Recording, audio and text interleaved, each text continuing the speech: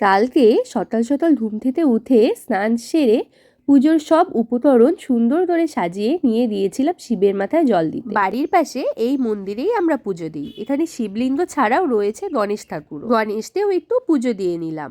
তারপর চলে এলাম আমাদের এখানকার শিব বাড়িতে।